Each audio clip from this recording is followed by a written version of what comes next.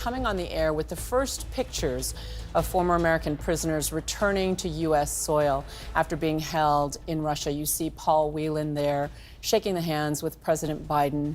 He was wrongly imprisoned in Russia for years. His family members there to greet him, along with Vice President Kamala Harris. You see him shaking her hand. They are part of the welcoming committee at Joint Base Andrews in Maryland.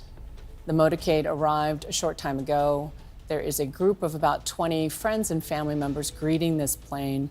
You see Paul Whelan looking into the eyes of Vice President Kamala Harris, talking about this landing.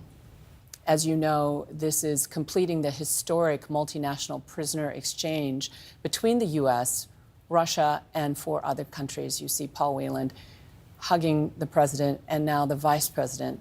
That plane, which you see there on the tarmac, carrying Paul Whelan, as well as journalist Evan Gershkovich, who works for the Wall Street Journal.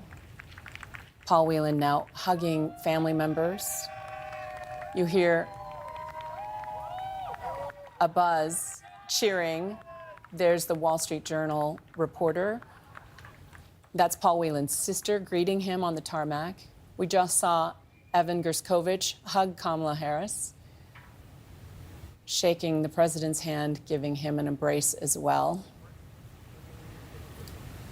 He was in prison for 491 days. And I want to go now to Jay O'Brien, who's there on the tarmac. Jay, paint a picture for us of this emotional homecoming. Clearly, there are friends, relatives, and colleagues at the Wall Street Journal there to greet Evan.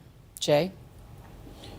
Juju, a silence fell over the press and the others here as you saw that plane coming in. It was the only plane in the sky. It was the only light in the sky. And then as Paul Whelan stepped off the aircraft, it was only fitting. He is the one of these 3 detainees who had been imprisoned in Russia the longest. He stepped off the aircraft just behind me, and this moment is still playing out. He hugged President Biden, he hugged Vice President Harris, and then he went to his sister. This cheer that just erupted, you might be able to hear it, Juju.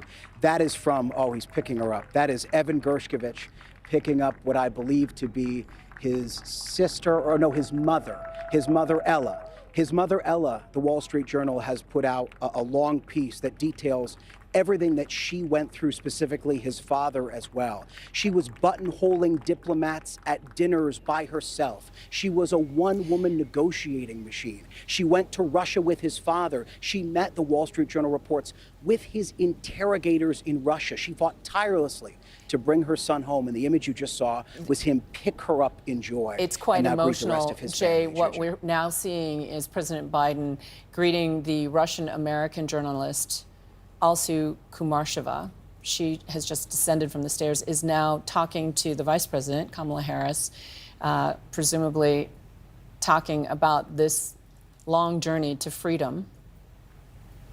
They are being met by family members, encouraged to do so as she runs across to greet her family.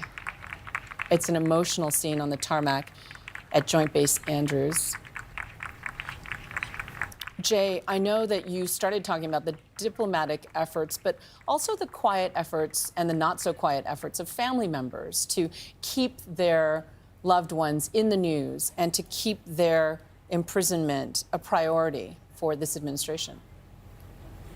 And the strength it took to do that and endure what these families have gone through. Just very quickly, Juju, you see still Alsu Kurmasheva hugging her family, her daughter there in the gray shirt. Her daughter turns 13 years old tomorrow. Her daughter, Miriam, she was the one that President Biden sang happy birthday to at that event earlier today. An emotionally fraught experience for them. You see Elizabeth Whelan on the tarmac behind me as well. She is Paul Whelan's sister. President Biden joked earlier, to your point about families demonstrating strength, that she practically lived in the Oval Office for the past few years, the near 6 years that Paul Whelan has been imprisoned, trying to advocate for her brother's release. I talked to a source close to these negotiations who said that Elizabeth Whelan was a pit bull, constantly holding this administration and other administrations to account, advocating for her brother, and doing it all while undergoing the tumult of her brother not being here.